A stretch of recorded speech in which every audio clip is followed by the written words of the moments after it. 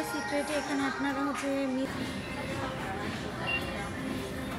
এখানে বডি শপে সেল চলতেছে। তো আমরা এখন গ্রাউন্ড ফ্লোরে যাচ্ছি যেখানে এই দাপের শপ।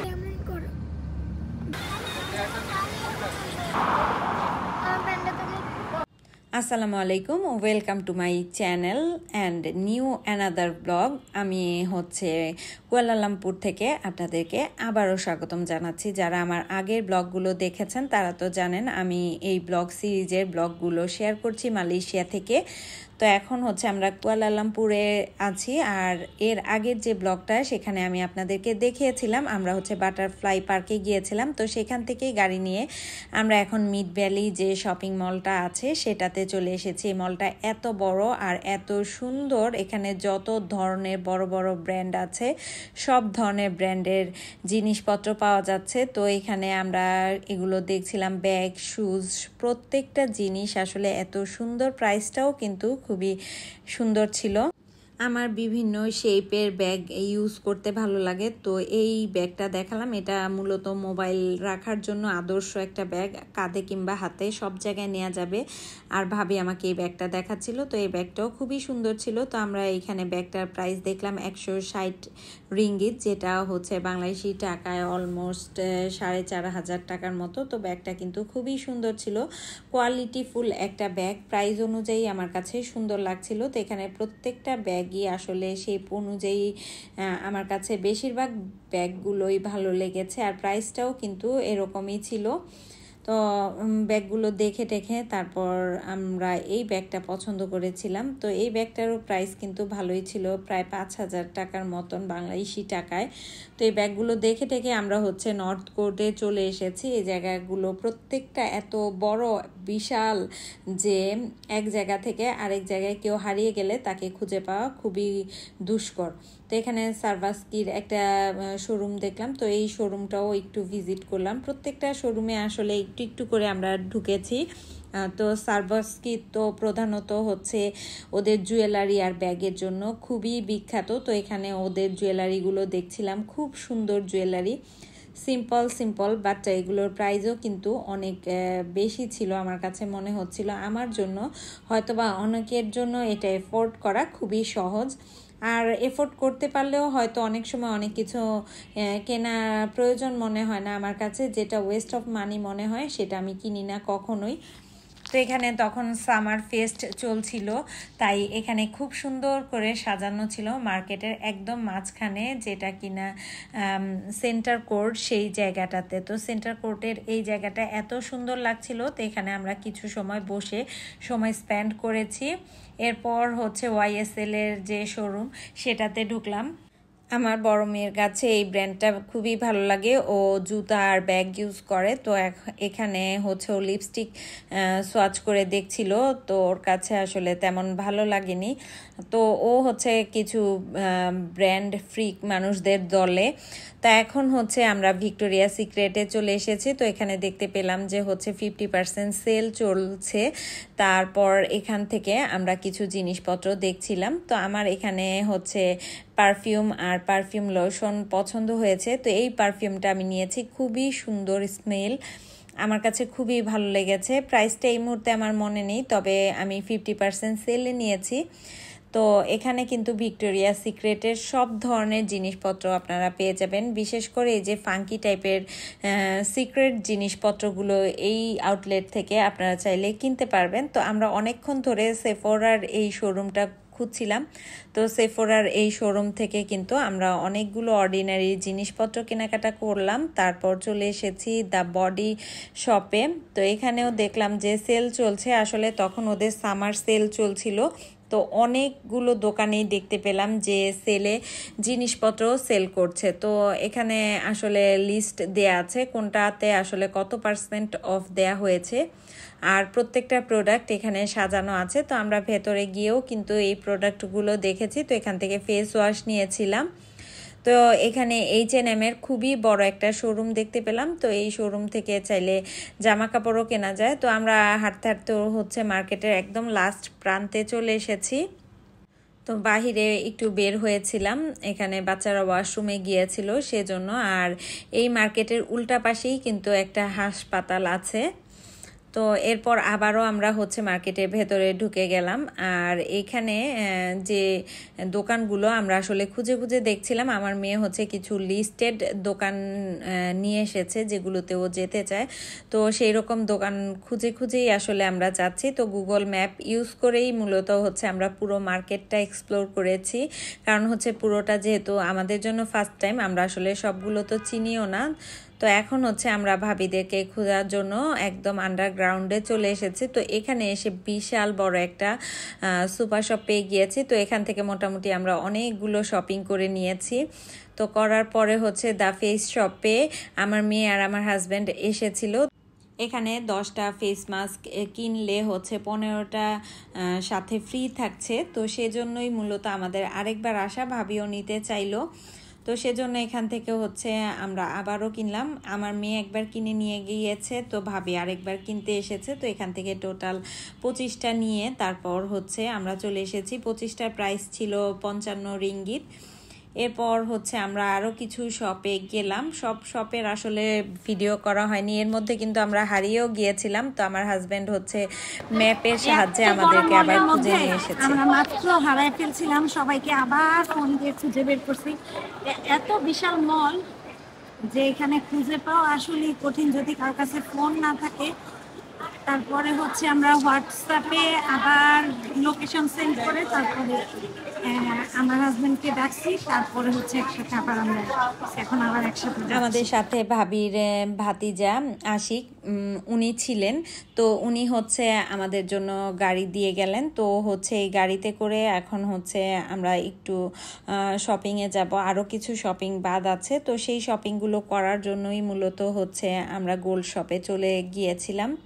তো আমাদের এখানে হচ্ছে গাড়িতে তেল শেষ হয়ে গিয়েছিল, তো তেল নিয়ে নিল। আর এই যে বিল্ডিংটা দেখতে পাচ্ছেন, এটা কিন্তু পৃথিবীর দ্বিতীয় উচ্চতম বিল্ডিং, যেটা কিনা মালয়েশিয়ায় অবস্থিত। মালয়েশিয়া কিন্তু এশিয়ার মধ্যে সবচেয়ে কম খরচে ঘোরার জন্য খুব সুন্দর একটা দেশ। আর এই দেশটা কিন্তু অনেক ধনী, আপনারা এর খরচ দেখলে বুঝতে পারবেন না, কারণ হচ্ছে এটা হচ্ছে মিড রেঞ্জের একটা খরচের দেশ। খুব বেশি খরচ হয় না। আপনারা যদি ঘুরতে আসেন, আপনারা চাইলে অ্যাফোর্ডেবল প্রাইসের মধ্যে হোটেল থেকে শুরু করে খাওয়া দাওয়া সব কিছু করতে পারবেন। তো এখানে কিন্তু দেখতে পাচ্ছেন সবাই ছবি তুলছিল, তো সেটাই আপনাদের সাথে একটু শেয়ার করছি। এই জায়গাটা খুবই সুন্দর ছিল। তো এরপর আমরা হচ্ছে SMS দিনে চলে এসেছি। তো আমরা এখানে শপিং করছিলাম, আর এখানে বুড়ি দুষ্টামি করছিল নুহাম আর তার আপির সাথে। তো এখান থেকে আমরা হচ্ছে টুকটাক কিছু গোল্ড শপিং করেছি, কারণ মালয়েশিয়ায় কিন্তু আমাদের দেশের তুলনায় গোল্ডের প্রাইস কিছুটা কম থাকে। যারা ঘুরতে আসবেন তারা চেষ্টা করবেন এখান থেকে গোল্ড কেনার জন্য, কারণ হচ্ছে এখানে প্রাইস কিছুটা কম থাকে। এরপর আমরা কেনাকাটা শেষ করে এখন হচ্ছে আমরা টুইন টাওয়ারের দিকে যাচ্ছি। এবছর আমরা হচ্ছে টুইন টাওয়ারে এবারই এখনই আসতে পেরেছি। আর যেহেতু আগামীকালকে আমরা চলে যাব, তাই হচ্ছে টুইন টাওয়ারে আজকেই ভিজিটের লাস্ট সময়। তো আমরা আজকে চলে যাচ্ছি টুইন টাওয়ার ভিজিট করার জন্য। আর সামনের এই জায়গাটার নাম হচ্ছে সোলাম। এটা অনেকটা দেখতে সাপের আকৃতি আর কালারফুল, এজন্য দেখতে ভালো লাগে। লাইটটা একটু পরপর চেঞ্জ হয়। আর এই তো টুইন টাওয়ারের লাইটগুলো জ্বলছে, দেখতে খুবই সুন্দর লাগছিল। KLCC টুইন টাওয়ার যেটা। তো এখানে চলে এসেছি অলরেডি।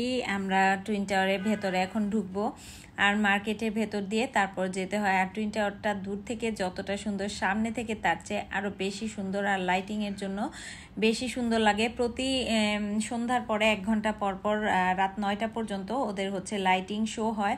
তো লাইট শো দেখার জন্য এখানে অনেক ট্যুরিস্ট থেকে শুরু করে এই দেশের মানুষজনও অপেক্ষা করে। তো লাইট শো কিন্তু অলরেডি শুরু হয়ে গিয়েছে। এই লাইট শোটা এতটাই বিখ্যাত যে এটা দেখার জন্য ট্যুরিস্টরা লিটারালি এখানে ভিড় করে।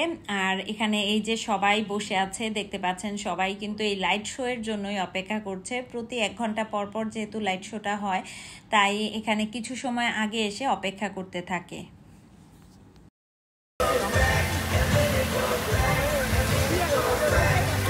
এখানে খুবই সুন্দর মিউজিকের তালে তালে হচ্ছে এই পানির যে ফোয়ারাগুলো এগুলোকে কন্ট্রোল করা হয়, আর এই মিউজিকের তালে তালে হচ্ছে এটার ডান্স করতে থাকে। এটা প্রায় 10 মিনিটের মতো চলে, আর এই 10 মিনিট তো সবাই খুবই আগ্রহ নিয়ে দেখে, সবাই ছবি তোলে, ভিডিও করে, আর বাচ্চারা তো ভীষণ এনজয় করে। আমাদের সাথে বিশেষ করে মুসাইবা তো অনেক মজা পাচ্ছিল, সাথে আমরাও বড়রা কিন্তু কম নয়, আমরাও অনেক মজা পাচ্ছিলাম এই শোটা দেখতে। মানুষ দূর দূরান্ত থেকে অনেক সময় এসে বসে থাকে, আর আমরা এসেই সাথে সাথে হচ্ছে ডান্সটা পেয়ে গিয়েছি। তো আমরা কিছু সময় এখানে বসেছি, আর তখনও ডান্সটা চলছিল। তো আমরা আস্তে আস্তে এখান থেকে বের হয়ে ভেতর দিকে যাচ্ছিলাম। আমরা হচ্ছে কেএলসিসির একদম সামনের সাইডটাতে যাব, সেজন্য এই মার্কেটের ভেতর দিয়ে হচ্ছে আমরা অন্য সাইডে চলে যাব। তো এই মার্কেটটাও কিন্তু বিশাল বড়, এখানেও কিন্তু বড় বড় যত ব্র্যান্ডের দোকান আছে সব ধরনের দোকান কিন্তু এখানে আছে। তো ভাইয়া হচ্ছে এখানে সানগ্লাস কিনবে, সেজন্য এই দোকানে ঢুকেছিল, বাট এখানে অনেক প্রাইস। অবশেষে আমরা হচ্ছে সামনের সাইডটাতে চলে এসেছি, আর আমরা একটা ক্যামেরাম্যানকে বুক করেছিলাম। তো উনি হচ্ছে মুসাইবাকে কিছু পোজ দেখিয়ে দিচ্ছিল, বেচারি নিজে নিজেই অনেক সুন্দর সুন্দর পোজ দিয়ে ছবি তুলছিল। তো এটাতে আমরা খুবই মজা পাচ্ছিলাম। এখানে আপনারা ছবি তোলার সময় ক্যামেরাম্যানকে যখন বুক করবেন আপনারা অবশ্যই বলবেন অতিরিক্ত ছবি না তুলতে। তো ওনার সাথে আমাদের 100টা ছবি হচ্ছে কথা ছিল, বাট উনি আমাদের থেকে প্রায় 160টা ছবি তুলেছিল। তো ওইটার বিনিময়ে প্রায় 200 রিঙ্গিতের মতন উনি নিয়েছিল। তো অনেকগুলো টাকা ওনাকে আমাদেরকে দিতে হয়েছে, যেহেতু প্রত্যেকটা ছবি সুন্দর। আসলে আমরা কোনটা ডিলিট করব সেটা না বুঝতে পেরে সবগুলো ছবি আমাদের আসলে নিতে হয়েছে, আর যেই টাকা ওনার সাথে কথা হয়েছে তার চেয়ে বেশি টাকা দিয়েই আমাদের নিতে হয়েছে। এখন আমরা সালামা ব্রিজে যাচ্ছি সবাই মিলে, একদম দৌড়ায় দৌড়ায়। আর এখানে অনেক খাবারের দোকান আছে, কেউ চাইলে স্ট্রিট ফুড টাইপের যত খাবার আছে। আমরা প্রায় রাত 11টার দিকে হচ্ছে এখন এই সালামা ব্রিজটা দেখতে যাচ্ছি, যেটা কিনা খুবই সুন্দর এবং অ্যাট্রাকটিভ। এখানকার প্রত্যেকটা যে স্ট্রাকচার প্রত্যেকটা কি এত লাইটিং করে, আর রাতের বেলা এগুলো দেখতে এত সুন্দর লাগে। তো এই সৌন্দর্যটা উপভোগ করতে বিভিন্ন ট্যুরিস্টরা কিন্তু এখানে ছুটে আসে। তো ব্রিজটা আপনাদেরকে দূর থেকে দেখিয়ে দিচ্ছি, এত সুন্দর, আর একটু পরপর কালার চেঞ্জ হচ্ছিল। তো দেখতে খুবই ভালো লাগছে।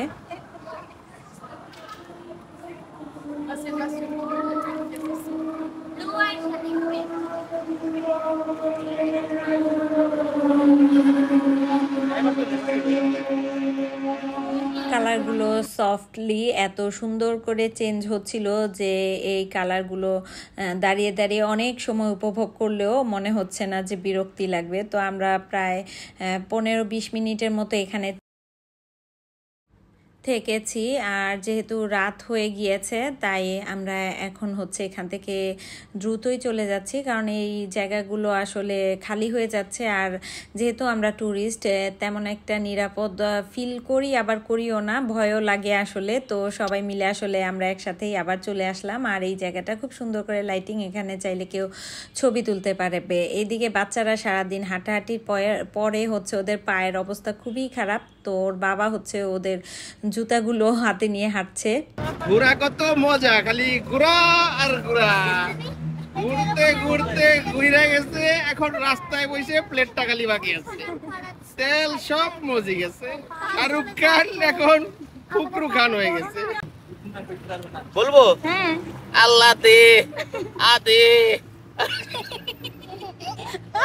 ওরা যে হাসতেছে তোর ভিডিও বলো তো এরকম করো আমার সাথে। আসে এই যে ছবি তুলে আল্লাহ দে,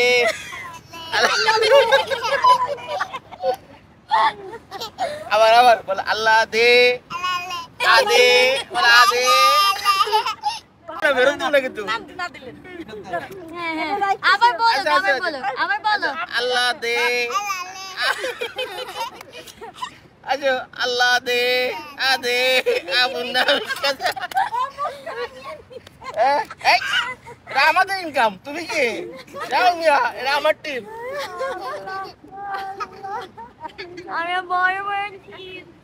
বাচ্চারা এতটা ক্লান্ত হয়েছে, সাথে আমরাও হাঁটতে হাঁটতে খুবই ক্লান্ত।